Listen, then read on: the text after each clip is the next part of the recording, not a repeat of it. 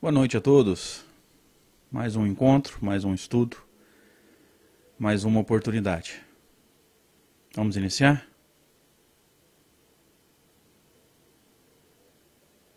Convido-os a fazer os nossos movimentos de interiorização.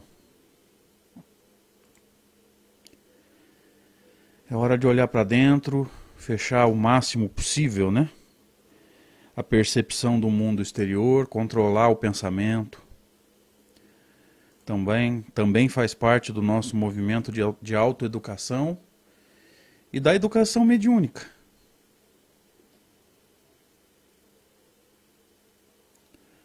Vamos respirar profundamente. Caso alguém sinta alguma forma de desconforto, possivelmente advinda do mundo espiritual, da aproximação de alguém, procure controlar o seu pensamento, focar o pensamento no nosso encontro, no nosso estudo, no assunto da noite.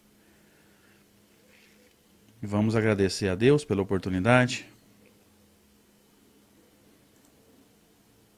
de estarmos mais uma vez iniciando o encontro, um estudo online dessa obra tão importante.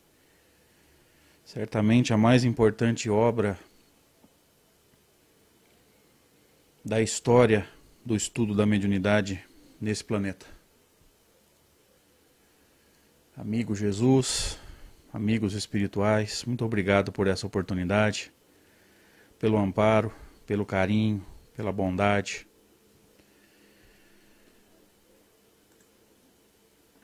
Rogamos nesse momento, Senhor, o envolvimento maior para que nós possamos estar todos nesse movimento natural de busca, nesse movimento natural de ambicionar o conhecimento, mas o conhecimento que liberta, como a Tua bondade nos ensinou há 2000 anos, Senhor, quando nos disse que nós conheceríamos a verdade nos libertaria. Que seja, Senhor, para todos nós, encarnados, desencarnados, o facilitador, os amigos que nos visitam, produtivo, que sejamos de alguma forma eficientes, Senhor, no aprendizado da obra de Kardec. Que possamos todos estar encontrando o conhecimento e buscando a transformação, que é o primeiro objetivo da doutrina espírita na nossa vida. E é assim, Senhor. Nessa expectativa de aprendizado, transformação, mas rogando a proteção maior, que nós iniciamos mais esse encontro para estudo de O Livro dos Médiuns. Que assim seja. Graças a Deus.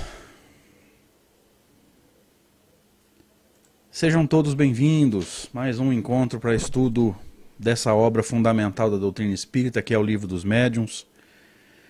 Como vocês estão vendo aí na tela, nós estamos no segundo capítulo, chamado O Maravilhoso e o Sobrenatural. 8º encontro para discutir esse capítulo. Eu acho que mais um encontro a gente consegue encerrar. E no geral, né, o encontro número 19. Olha que interessante, semana que vem nós completamos 20 encontros. Parece que começou outro dia, né? Tinha toda uma expectativa pelo estudo do Livro dos Médiuns.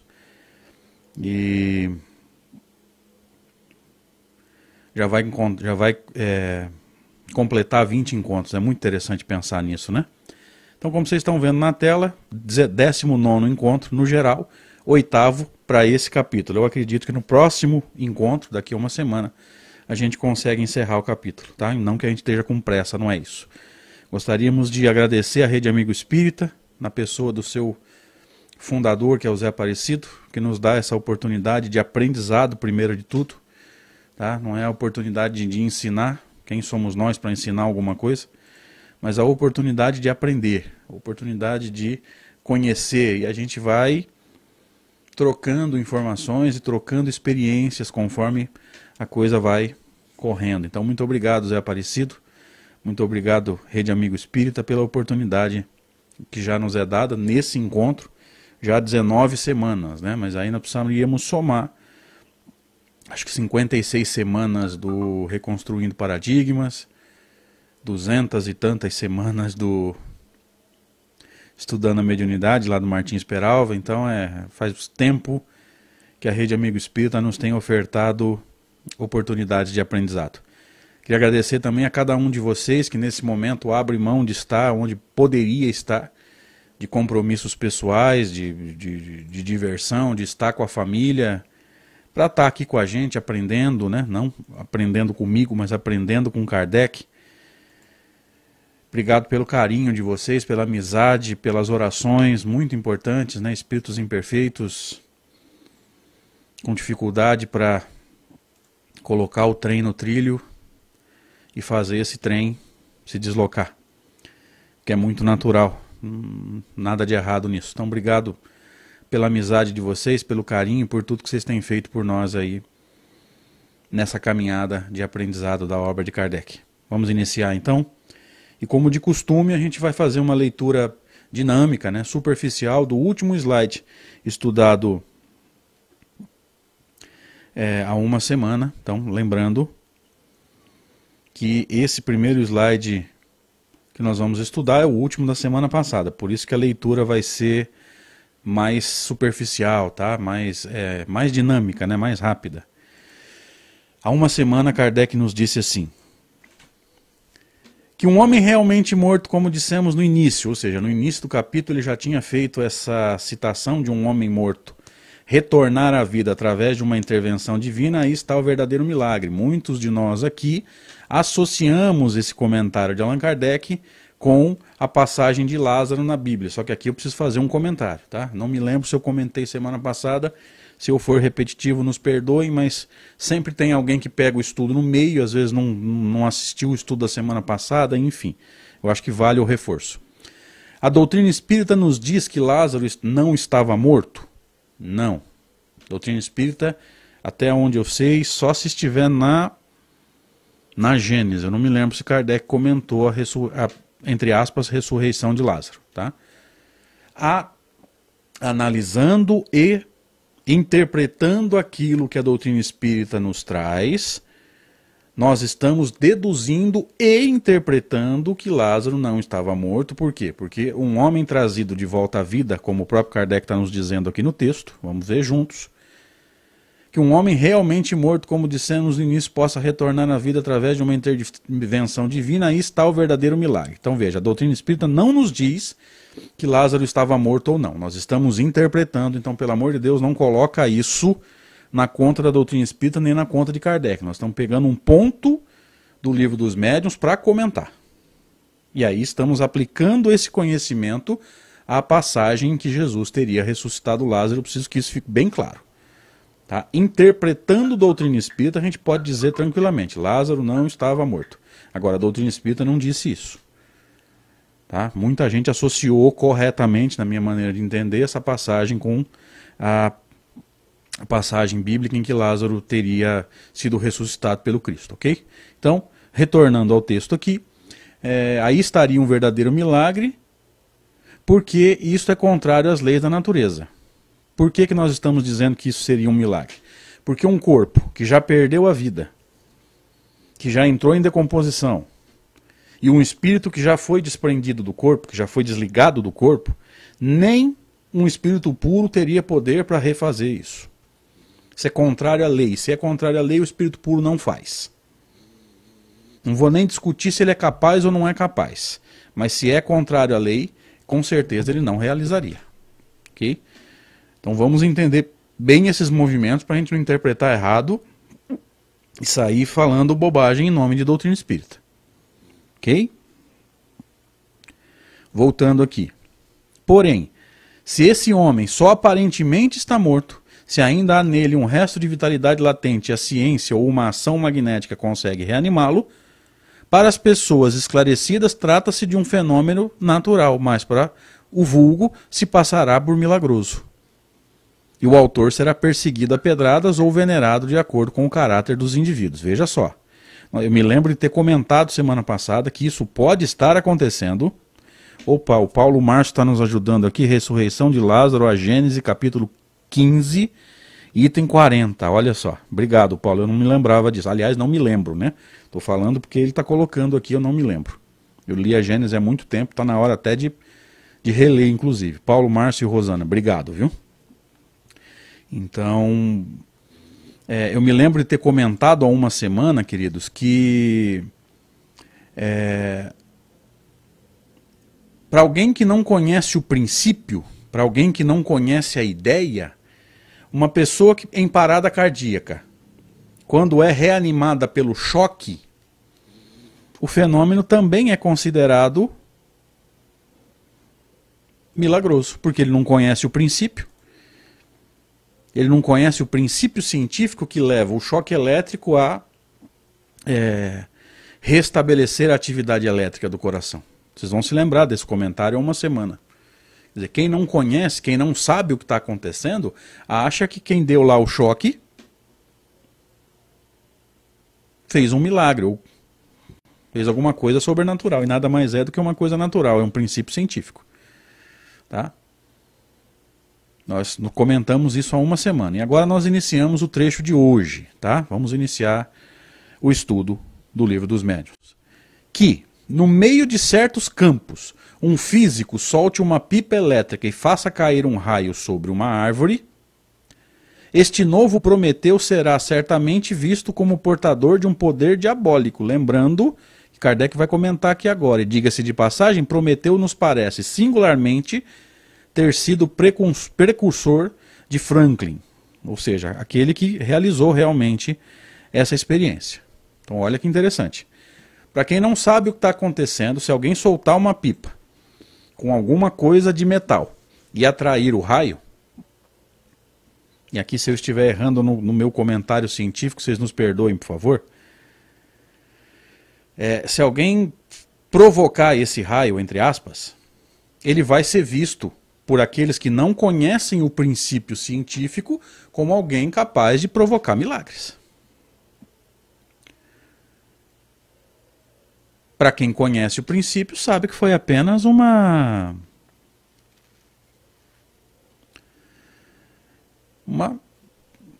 princípio científico utilizado na prática. A Valéria Massi pergunta assim, tem notícias de Lázaro?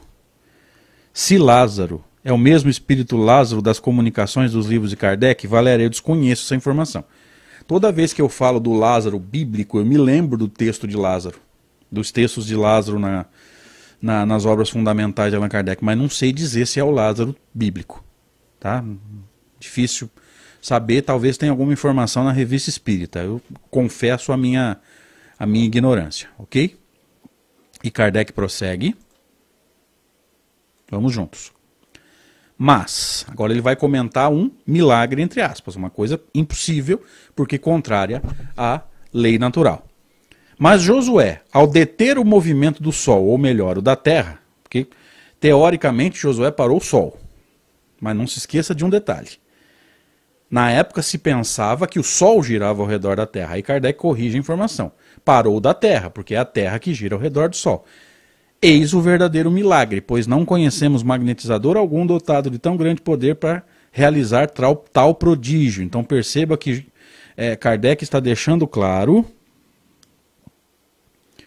que a passagem em que Josué teria... Josué, né? Deixa eu ver aqui. A passagem em que Josué teria parado o Sol, Kardec está deixando claro, é uma metáfora. Aliás, não é o nosso objetivo falar disso, mas os textos bíblicos têm que ser lidos, a grande maioria, como parábolas, como metáforas, como ensinamentos simbólicos, tá, gente? É impossível alguém parar o Sol ou parar a Terra de girar ao redor do Sol. Tá? Tem que ser lido como uma metáfora. Que os grandes estudiosos de Bíblia vão saber interpretar e vão saber nos trazer qual é o sentido que aquele texto quis dar, qual é a informação, qual é a interpretação que aquele texto quis dar.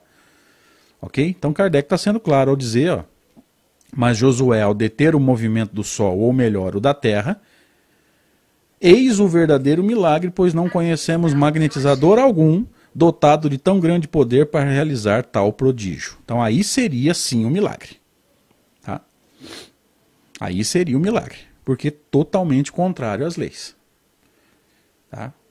Os astros têm o seu turbilhão planetário. Eu me lembro desse comentário de Santo Agostinho no Evangelho segundo o Espiritismo. Aliás, é um comentário extraordinário. Santo Agostinho vai dizer que todo turbilhão planetário, ou seja, todo o sistema solar girando pelo universo, arrasta consigo mundos primitivos, mundos de expiação e prova, mundos regeneradores e mundos felizes. Ninguém interpretou isso direito ainda. Ó, obrigatoriamente, todos os sistemas solares têm no mínimo um mundo de expiação e provas, um primitivo, um de regeneração e um feliz. Cada turbilhão planetário girando pelo universo arrasta consigo mundos. Olha, ele coloca até no plural, talvez seja mais de um de cada um deles.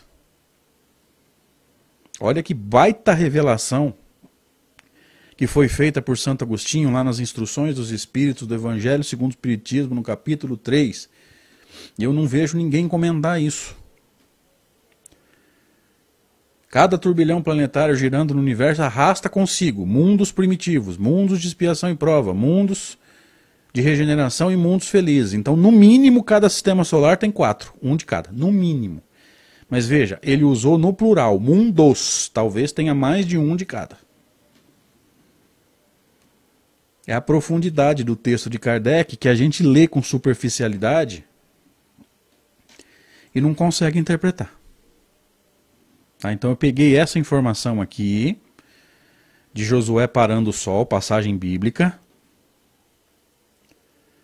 e emendei uma informação na outra, né? Já que Kardec até corrigiu a informação, né? Porque não é o Sol que gira ao redor da Terra, os planetas giram ao redor das estrelas, e vai nos dizer que aí sim, né? Se alguém realmente conseguisse parar o movimento dos astros, eu vou sintetizar, independente de, na época, acreditar que era o Sol que girava ao redor da Terra, ou a Terra gira ao redor do Sol, que é a informação mais moderna, eu vou sintetizar. Se alguém conseguisse magneticamente parar os astros, fazê-los parar de girar, aí seria o milagre.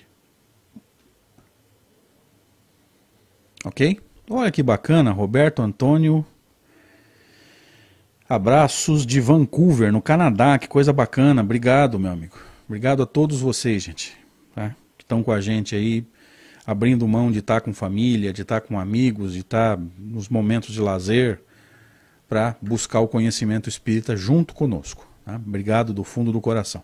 Ok? Vamos em frente?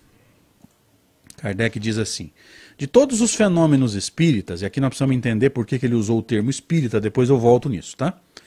Um dos mais extraordinários é incontestavelmente o da escrita direta, e um dos que demonstram da maneira mais patente a ação das inteligências ocultas. Aqui vamos entender esse texto. Ok? Por que ele usou o termo fenômenos espíritas? A Vânia Canela nos ajuda a pensar no raciocínio que a gente estava fazendo, né? Seriam vários sistemas em uma mesma nebulosa, lembra? Ó, planeta, sistema, constelação, que é uma série de sóis. Aí me parece que a ciência trabalha com um conceito que é o do conjunto de constelações. Eu sei que antes da constelação até a galáxia tem mais uma subdivisão. Elizabeth Sestário, aqui de Votuporanga, olha que bacana, ali eu conheço várias casas espíritas, tenho grandes amigos ali, obrigado. Eu só não estou me lembrando, porque eu fiz essa pesquisa, só que faz um tempo, faz uns, sei lá, 5, 6 anos já, Vânia. E então vamos lá, planeta, sistema, constelação, e entre conglomerado. Um conglomerado para a ciência, tá, gente? Para ciência. Isso não é doutrina espírita. Para a ciência, o conglomerado é o conjunto de... Como é que é? Conjunto de planeta, estrela, constelação. Conglomerado seria o conjunto de constelações. Então vamos lá. Planeta, estrela, sistema. Gente, tá fugindo os termos hoje. Olha, Montevidéu. Poxa, que bacana, cara. Isso nos deixa muito felizes, né? Saber que a gente está podendo ser útil. Estrela, sistemas solares, né? Constelações, conglomerados. Aí se do conglomerado para a galáxia tem alguma outra subdivisão, eu já não sei. Ok? A nebulosa eu já não sei o que é. Aí foge muito da minha capacidade, ok? Então, acho que deu para a gente entender aí. Voltando aqui, vamos ler de novo que a gente saiu um pouco do raciocínio. De todos os fenômenos espíritas, um dos mais extraordinários é incontestavelmente o da escrita direta. E um dos que demonstram de maneira mais patente a ação das inteligências ocultas. Vamos lembrar isso aqui. Por que ele está usando o termo fenômeno espírita e não espiritual ou mediúnica? Lembremos do primeiro texto de introdução ao estudo da doutrina espírita. Nós estudamos os 17 textos lá no Reconstruindo Paradigmas. O que o primeiro texto diz? Para coisas novas, nós precisamos de palavras novas. Assim exige a clareza de comunicação, enfim. Ele não podia usar o termo espiritualismo para doutrina nova, porque o termo espiritualismo já existia. Para coisas novas, palavras novas. Tá? Doutrina nova surgindo. Como é que eu vou chamar? Espiritualismo? Não. Por quê? Porque o espiritualismo já tinha uma definição. Que está lá no Livro dos Médiuns, diga-se de passagem. Então ele criou o termo espiritismo. Criou o termo espírita para os fenômenos. E para nós, seguidores da doutrina espírita, ficaria o termo espiritista. Mas não deu certo. A gente não adotou a nomenclatura que Kardec sugeriu. Nós, com muita frequência, chamamos os fenômenos de mediúnicos, de espirituais, e denominamos a nós mesmos, como seguidores da doutrina, de espíritas. Então, por isso que ele chamou o termo, ele chamou o fenômeno de espírita. Por favor, patrãozinho, bem-vindo. Deixa o seu comentário aí, dizendo se esse raciocínio com relação ao termo espírita ficou claro.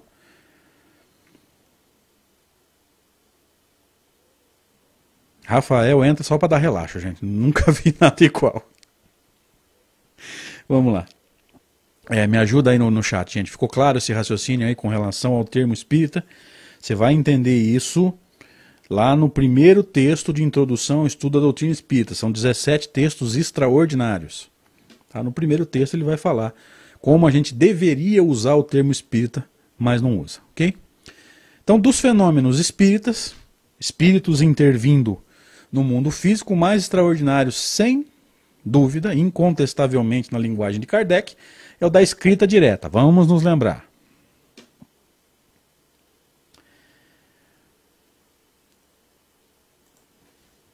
Escrita direta ou pneumatografia. Pneuma é o termo grego tanto para vento quanto para espírito. Então, pneumato, espírito. Grafia é escrita. Aí você vai lembrar. O sufixo da palavra vai te dizer qual é o fenômeno. Pneumatografia, escrita dos espíritos. Pneumatofonia, fala ou voz direta dos espíritos. Atentem para o final. Grafia, escrita. Fonia, fala. Me ajuda aí, me fala se está claro esse conceito também. Por que isso é importante? Porque lá na frente nós vamos estudar esses fenômenos. James Francisco, o Edenilson estava perguntando de você agora. Isso é meio que obsessão de encarnado para encarnado, viu, gente? Dois amigos que, embora a gente não se conheça pessoalmente, a gente está sempre conversando pelo Facebook Messenger. Então eu me dou o direito de fazer essa brincadeira. Assim como brinco com todo mundo também. Gosto muito dessa galera que está sempre próximo da gente aqui. Então vamos lá. Pneumatografia, escrita. Pneumatofonia é voz. Ele está se referindo aqui, vamos de novo, a pneumatografia, escrita direta. Tá? Ele nem usou o termo pneumatografia, ele usou o termo escrita direta. Ou seja, quando um espírito escreve de alguma forma sem usar a mão do médium. Porque se ele usar a mão do médium, não é escrita direta ou pneumatografia. É psicografia. Tá? É mais ou menos assim. No tempo de Kardec eles faziam muito isso, embora esse fenômeno ele seja um pouco complicado, porque ele dá margem para... Como é que é o termo que Kardec usa?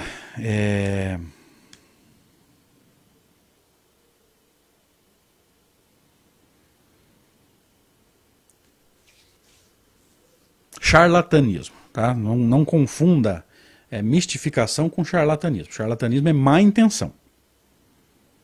Ok? A escrita direta tem esse problema, né? É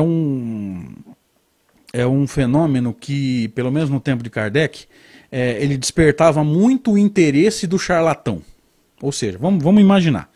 Você pega uma gaveta com chave, bota um papel lá dentro, todo mundo confere, o papel não tem nada escrito. Ok? Aí você vai, tranca, tira a chave. Depois, olha lá a Cris nos dizendo que no Japão é dia. Então se a gente for até meia-noite, como a Maria Nilza sugeriu, veja que esse povo não tem dó de mim não, viu gente? O Rafael está perguntando aqui, os 10 mandamentos teriam sido escritos por pneumatografia? Rafael, se a gente quiser ser sério na pesquisa, a gente vai ter que admitir uma coisa. Fenômeno mediúnico na Bíblia, claro que existe, mas a gente não tem, muito raramente a gente vai ter um indício do que foi que realmente aconteceu. Por exemplo, você está falando dos 10 mandamentos, se foi pneumatografia, enfim. Transfiguração do Cristo. Jesus sobe o morro, Monte Tabor, né? Salvo engano, transfigura-se e ele levou 3 apóstolos. Deixa eu ver se eu lembro aqui. Pedro, João Evangelista, Tiago Maior, que era irmão de João. Olha a Luana nos lembrando aqui da pneumatografia, né? O festim de Baltazar na Babilônia. Salvo engano, isso é citado na Bíblia, né, Luana? Mas vamos lá. Jesus sobe o monte para a transfiguração e aparecem Moisés e Elias. Ok? Pedro, João e Tiago Maior, que era o irmão de João, viram Moisés e Elias. Que indício nós temos para dizer que eles eram videntes? Ou para dizer que eles estavam em desdobramento, porque o texto diz que eles dormiram, que se dormiu sai do corpo? Que indício nós temos? Nenhum. Se você quiser, ou se nós quisermos ser sérios na pesquisa, a gente vai ter que buscar indício. E eu não conheço nenhum indício.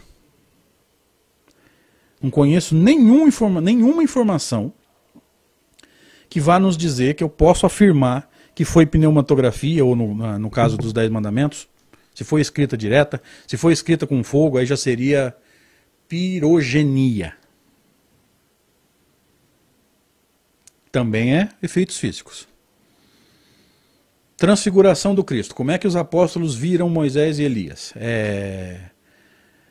Eles estavam fora do corpo porque estavam dormindo? Ou não? Eles eram videntes? Como o Rafael acabou de dizer, que tudo vira especulação. Tá? Os espíritos podem nos esclarecer? Podem, mas um espírito não tem validade como opinião da doutrina. Esse é o grande problema. Se um espírito virar para um médium ou através de um médium e dizer, olha, eles eram médiuns videntes, é a opinião dele. que vale para a doutrina espírita? O que a maioria disse. Existem casos assim em que os espíritos se posicionaram? Sim. Vou dar um exemplo claro. A teoria rustenguista de que Jesus não tinha corpo físico. Lembra disso? Teoria rustenguista. Jesus não tinha corpo, seria o perispírito tangível. Essa é a teoria de Rusteng. O que Kardec diz em vários pontos da obra dele?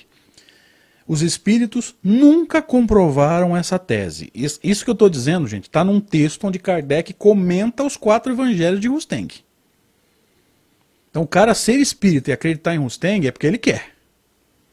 A gente respeita todas as opiniões. Mas a doutrina espírita nunca comprovou as teses rustenguistas.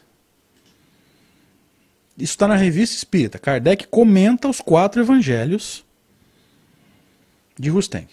Tem pontos legais, diz Allan Kardec, que batem com o ensino dos espíritos.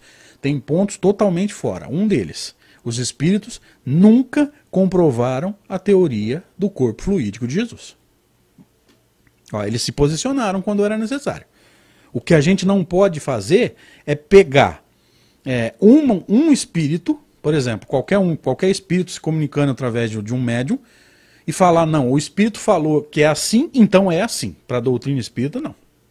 Para aquele espírito, tudo bem. Isso precisa ficar claro. Ok?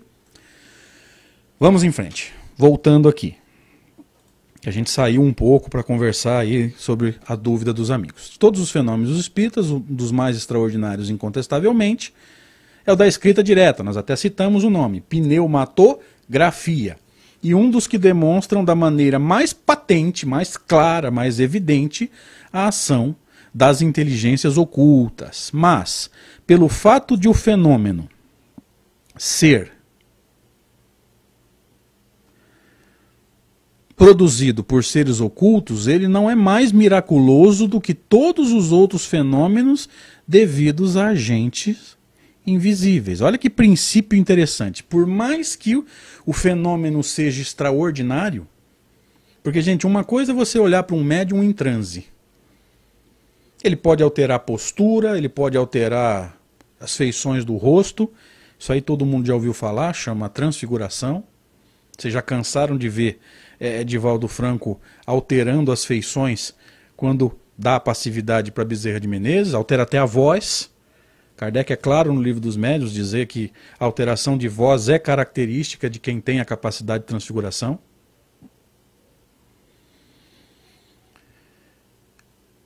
Então uma coisa é você olhar para um médium em transe psicofônico, e em algumas ocasiões, eu não estou falando isso do Divaldo, tá? Em algumas ocasiões você olha e você nem sabe se realmente o médium está em transe.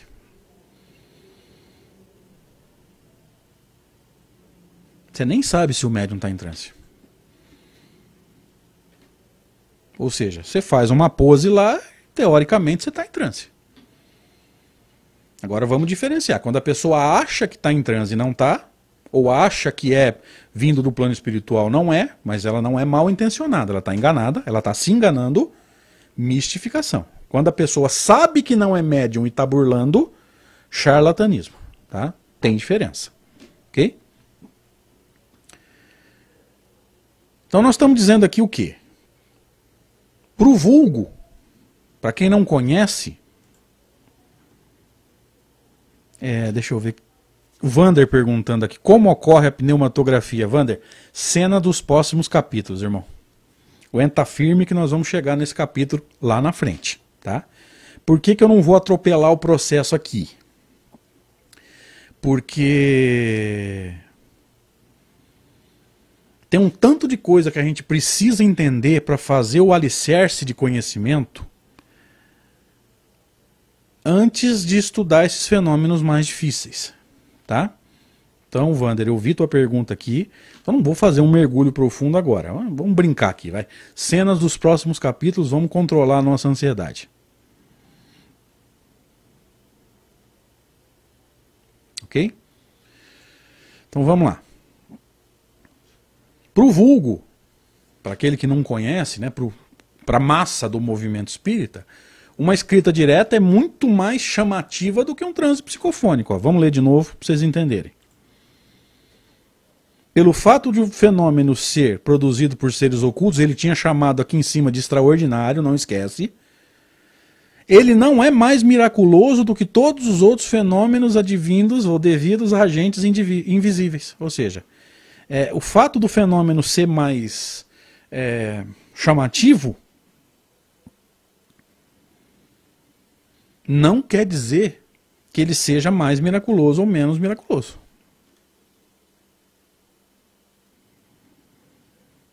O Rafael brincando com a gente aqui, inclusive com o Wander. Ó. Nessa pandemia já está todo mundo ansioso mesmo. Sim, normal, não dá nada não. Vamos em frente.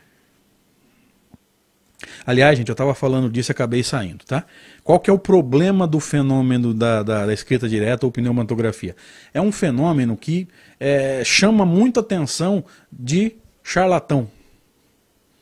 No tempo de Kardec, ele vai relatar no Livro dos Médiuns, nesse capítulo, onde vai estudar a voz direta e a escrita direta, que existia uma tinta, e aí eu peço assim, que se vocês tiverem alguma informação sobre isso, me manda. Não sei se isso existe hoje ainda. No tempo de Kardec existia uma tinta que você escrevia agora, mas ela ia tomar cor, ela ia aparecer no papel horas depois. Eu não sei que tinta é essa. Se tiver alguma informação sobre isso, por favor, manda no meu e-mail, no Facebook, Messenger, enfim. Pode mandar para mim que eu faço questão de estudar. Ele vai falar isso no Livro dos Médiuns, que no tempo dele tinha uma tinta que você escrevia no papel, por exemplo, agora, colocava lá na gaveta e trancava. E essa tinta, ela só ia se mostrar no papel mais à frente, eu desconheço, de coração.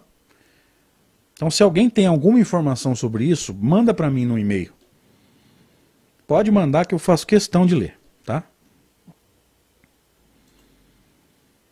Então, eu estou complementando a informação que eu estava dando naquela hora, mas saí do assunto, tá, gente? É um fenômeno que chama a atenção de quem gosta de burlar, tá? Esse é o problema da escrita direta. Chama demais a atenção dos charlatões, ou charlatão, sei lá.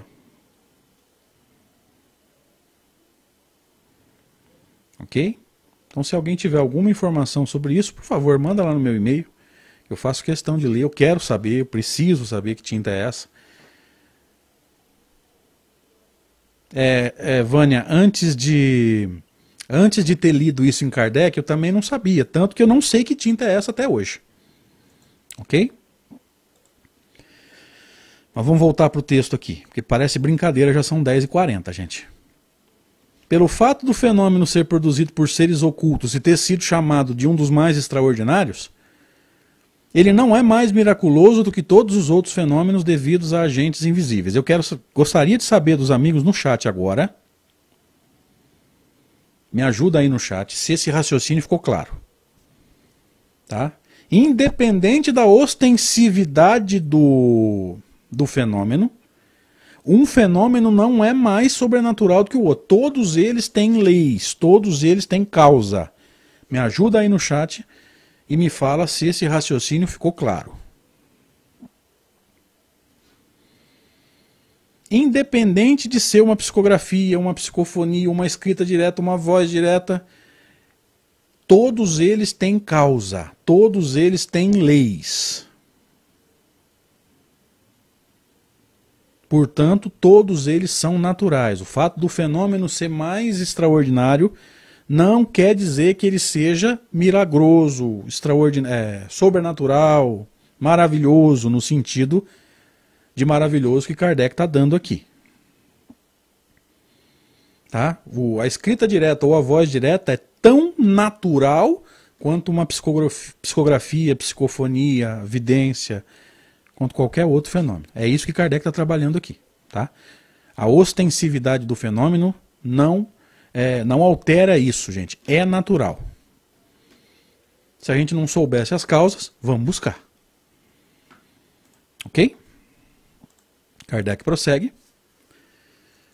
Porque estes, os seres invisíveis, os seres ocultos, povoam os espaços. Que povoam os espaços são uma das potências da natureza. Esse conceito foi muito trabalhado por Kardec no livro dos Espíritos. Muito trabalhado por Kardec no livro dos Espíritos. Os Espíritos são uma das potências da natureza. Porque, embora estejam desencarnados, eles atuam no plano físico o tempo todo.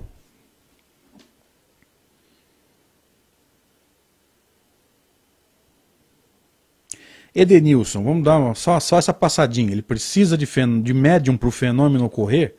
Qual é a lei dos fenômenos físicos, Edenilson? Não existe forma de um desencarnado atuar no plano físico sem um médium. Então precisa do médium? Precisa. Precisa do médium presente? Não. O fenômeno de efeito físico pode ser manipulado à distância. Tá?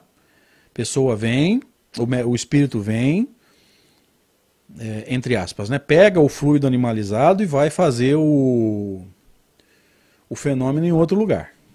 Qual que é a lei dos fenômenos físicos? Tá? Essa é uma das leis do fenômeno físico. O médium não precisa estar presente, mas não tem como o espírito atuar no plano físico sem médium. Ok? Então vamos trabalhar bem esse conceito aqui, porque ele é trabalhado muito no livro dos Espíritos. Ó. Esses seres ocultos que povoam os espaços são uma das potências da natureza, cuja ação é incessante, tanto sobre o mundo material quanto sobre o mundo moral.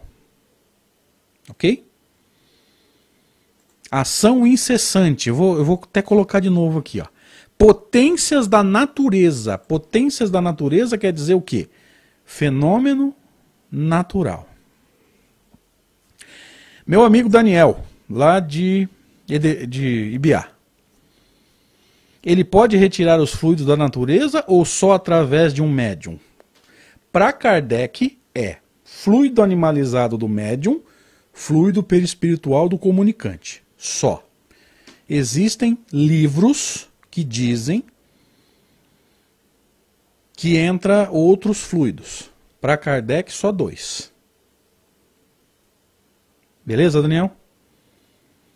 Para Kardec, 2. Fluido animalizado do médium, fluido perispiritual do comunicante. Para Kardec é isso. Já vi em livros aí fluidos diferentes. Para Kardec, só esses 2. Tá? E lembrando que Kardec fala nesses 2, e quando os espíritos foram comentar o fenômeno, Santo Aloysio comentou, Erasto comentou, alguém tocou em Erasto aqui agora há pouco. Então, ó, São Luís, Erasto, todos eles falaram o quê? Fluido animalizado do médium, fluido perispiritual do comunicante. Só. Ok? Então veja que Kardec está trabalhando para nós aqui os espíritos como uma potência da natureza. Natureza nos remete à naturalidade. Ou seja, é natural os espíritos intervir no plano físico. Agora entenda uma coisa importante. É natural eles intervirem no plano físico, mas quer dizer que eles vão fazer sempre o bem? Não. A intervenção é natural. Agora, o que eles vão fazer, ou de que forma eles vão intervir no plano físico, aí já é relativo à moralidade de quem está intervindo.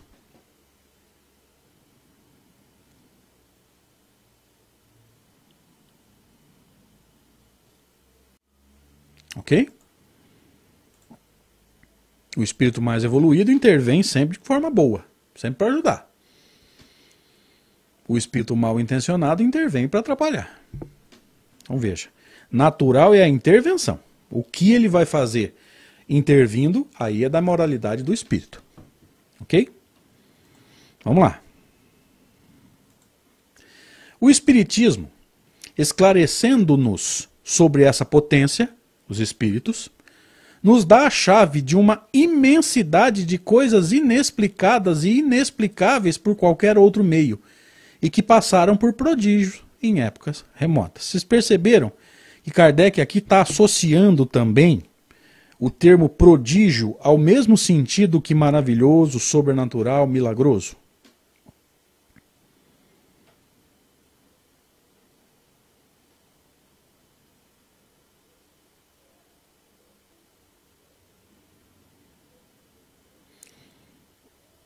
Olha, tem uma colocação muito boa aqui, ó. Acho que é André o nome do cara. A teoria do corpo fluídico de Jesus vai de encontro ao exemplo de humildade do Cristo. Qualquer tese desse tipo é atribuir privilégios ao nascer de uma virgem não fecundada, ou fecundada por um espírito, e que veio num estábulo. Ó. São as teses rustenguistas, né? Jesus não é filho de uma... seria filho de uma fecundação diferente. Eu já ouvi algumas coisas, aí me perdoem. Eu vou citar aqui porque eu ouvi. Talvez eu não devesse nem citar. Falam que já tem livro falando que o espermatozoide veio de outra galáxia, que o o leite vem de outra galáxia. Gente, fazer esses comentários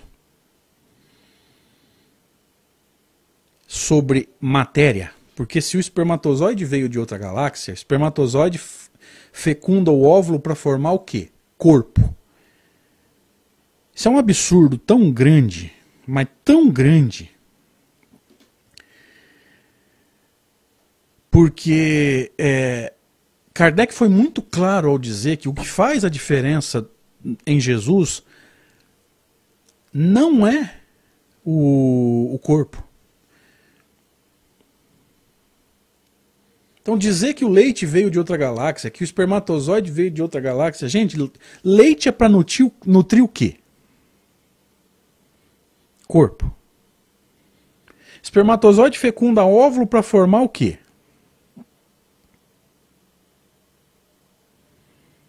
Corpo. Então veja, o quanto isso é materialismo, o quanto isso é materialismo infiltrado em doutrina espírita. Agora, como a gente não estuda espiritismo profundamente, como a gente não estuda Kardec profundamente, tem um monte de tese materialista se dizendo espiritismo.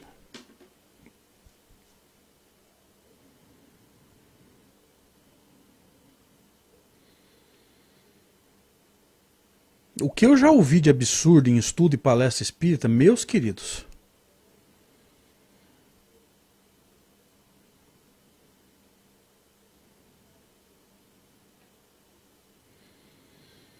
como se o leite que amamenta a criança, só porque Jesus é um espírito puro, o leite tem que ser sublimado. Gente, leite é para alimentar corpo.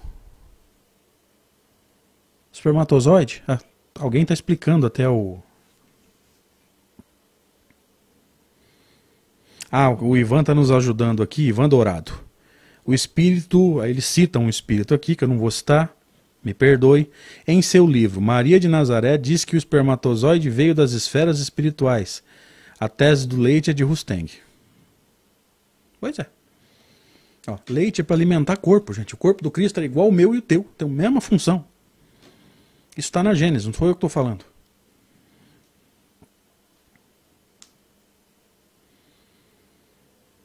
E como eu ia dizendo, eu saí para ler o comentário do Ivan, espermatozoide fecunda um óvulo para formar corpo.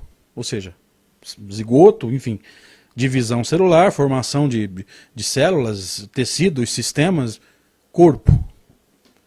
Mas a tese espírita é completamente diferente. O que faz a diferença em Jesus não é o corpo, é o espírito puro, evoluidíssimo. E a gente vem trazendo, não, só porque ele é um espírito puro, eu já ouvi isso, né? O corpo tem que ser diferente para aguentar a vibração. Peraí, Jesus em carne não sabe controlar a vibração para cuidar do corpo? Perdoem, gente, eu sei que eu estou totalmente fora do assunto, mas é para a gente ver o quanto que o espírita adora essas teorias sem pé nem cabeça.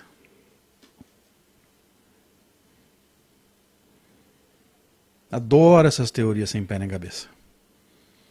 E quando a gente fala isso, já começa a chegar e-mail para mim. Né? Você é radical. Sou radical. Sou espírita. Ok? Mas vamos voltar para o texto aqui. Então o Espiritismo, esclarecendo-nos sobre essa potência, os espíritos, nos dá a chave de uma imensidade de coisas inexplicadas e inexplicáveis por qualquer outro meio. Por quê? Porque a ciência física, ciência formal, estuda o quê? Matéria. Matéria.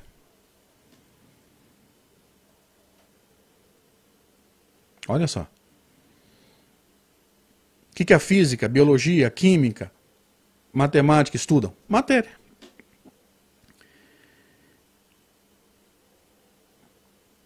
E elas são, essas ciências, né, extremamente competentes nisso. Gente, deixa a ciência fazer o trabalho dela.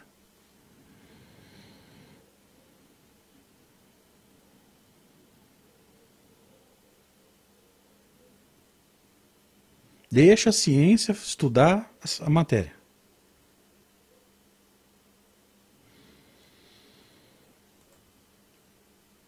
Ok? Agora, já que o mundo não é regido apenas pelas leis da matéria, os espíritos intervêm no plano físico, como nós estamos vendo, aí a gente vai entender por que apenas a ciência formal, apenas a ciência tradicional, não consegue explicar muita coisa. Vamos ler de novo? O Espiritismo esclarecendo-nos sobre essa potência, o Espírito, que tem capacidade de atuar no plano físico, nos dá a chave de uma imensidade de coisas inexplicadas e inexplicáveis por qualquer outro meio. Por que é inexplicável? Porque a ciência só estuda a matéria. E repito, ela é extremamente competente nisso. Deixa a ciência estudar. Fico com Kardec.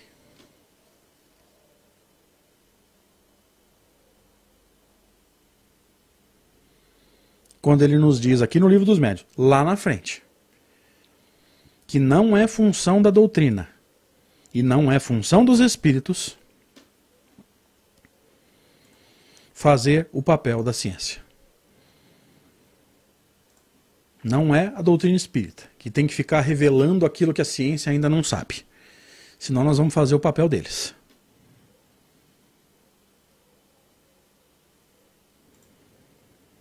Ok? Agora vocês entenderam por que Kardec diz aqui que as coisas seriam inexplicadas e inexplicáveis por qualquer outro meio. E justamente por não ser explicada, passa por prodígio, desde épocas remotas.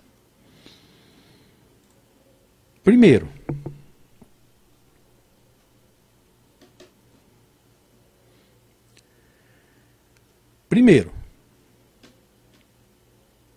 na época, lá atrás, época de Jesus, por exemplo, a ciência sabia menos do que sabe hoje. Então não existia doutrina espírita. Jesus fala claramente, tenho muitas coisas a vos dizer, mas vós não podeis entender agora. Ó, ele não pode falar do princípio espiritual e a ciência sabia infinitamente menos do que sai hoje. Por isso que tudo era milagre. Tá claro aí, gente? Me ajuda agora. Ó, Jesus deixa claro, não posso falar tudo. O Consolador vai vir na hora certa falar o que eu não posso falar agora.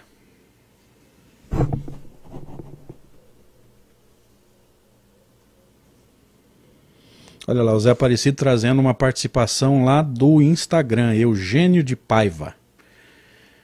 Adoram essas teorias absurdas porque não gostam de estudar, adquirir embasamento doutrinário, leem e aceitam as teorias mais absurdas. É bem o que nós estamos trabalhando aqui. Obrigado pela participação, Eugênio. Obrigado, Zé, por ter trazido aí a participação do cidadão.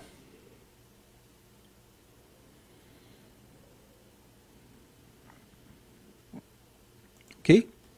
Então veja, no tempo de Jesus, ele não podia explicar muito sobre o princípio espiritual. A ciência engatinhava. Agora vocês estão entendendo por que tudo virava milagre.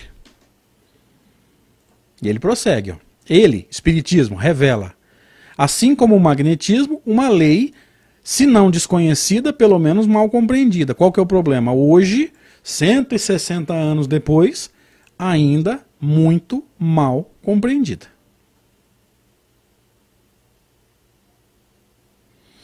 Fábio Davidson, não quero fugir da teoria de hoje, né, do tema, desculpa. Mas parece que há pessoas dentro do movimento querendo alterar o espiritismo, colocando teorias de Rusteng. Procede? Procede. Não é só o Rusteng, não. Tem um tanto de teoria aí que está sendo chamada de atualização da doutrina.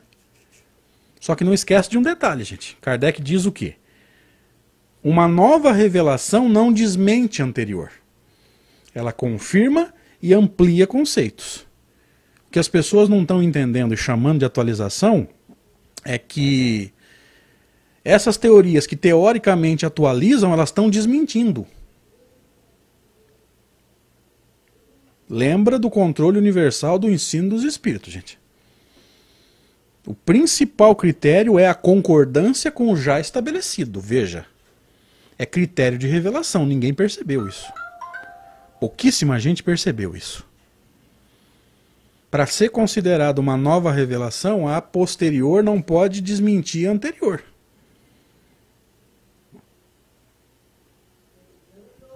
Esse é o problema. Ninguém entendeu isso. Ok? Caminhando para o final. Hoje, 160 anos depois, mais de 160 anos depois do lançamento da doutrina espírita, essas leis ainda continuam extremamente mal compreendidas, com as leis codificadas na obra de Kardec. E a gente não quer nada com nada. Ou melhor dizendo, conheciam-se os efeitos. Olha Kardec dizendo o quê? Que do efeito você conhece a causa, os efeitos remontam à causa. Pois eles se produziam em todos os tempos. Ó. Mediunidade não é coisa moderna.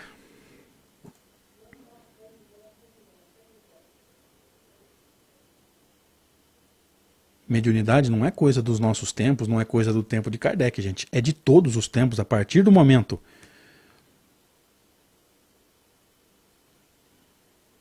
em que existe um encarnado no plano físico, existe intervenção do desencarnado no mundo corpóreo. Ok?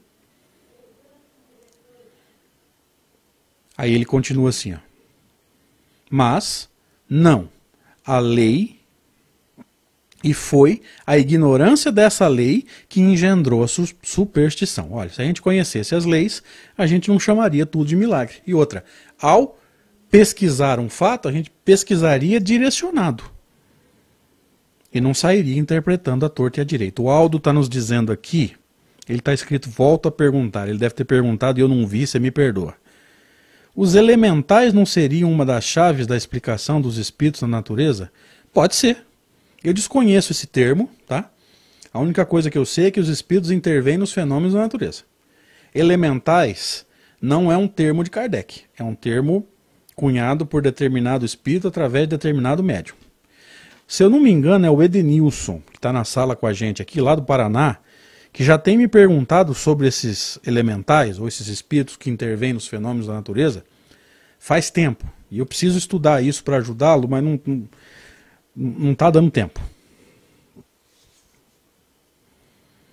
Dentro das prioridades que a gente vai encontrando, eu ainda não me organizei para isso. Tá? Então vamos entender. Elementais, até onde eu sei, não é termo de Kardec. Determinado espírito escreveu sobre através de determinado médium, uma teoria sobre os elementais. Os espíritos atuam na natureza? Sim. Nos fenômenos? Sim. De que forma e até que limite? Não sei. Tá? Como eu não estudei esse tema profundamente, prefiro ser honesto. Não sei. Nos perdoem. Mais para frente a gente busca essas informações e tenta esclarecê-los sobre isso. Ok? Obrigado, gente. Obrigado mais uma vez. Obrigado pela oportunidade, pela presença de vocês, pelo carinho. Foi uma noite extraordinária. Muito boa mesmo. Muito produtiva. Muita coisa importante foi discutida aqui.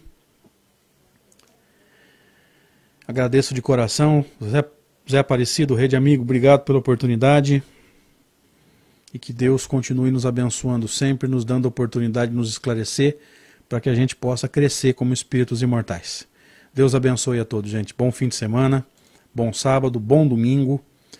Eu vou postar amanhã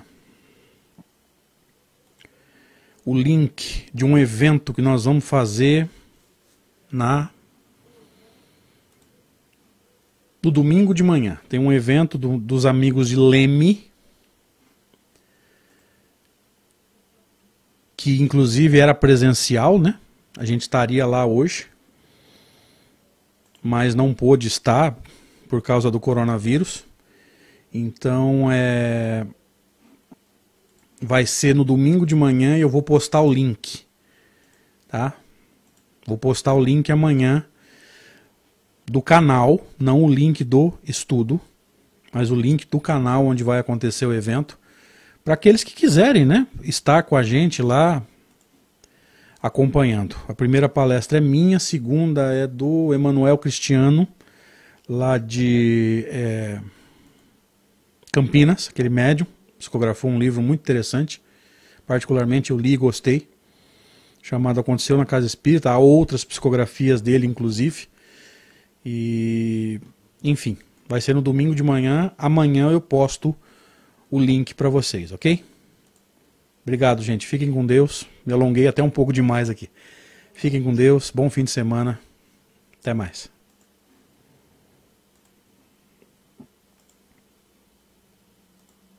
1 milhão de amigos é o que a Rede Amigo Espírita deseja conquistar em seu canal no YouTube. E você, amigo espírita, pode ajudar. Convide 5 amigos para se inscreverem em nosso canal e ligarem o sino de alerta. Além de atingir a meta de 1 milhão de amigos, todos serão sempre avisados de novos vídeos e transmissões ao vivo no YouTube. Acesse agora raitv.com.br.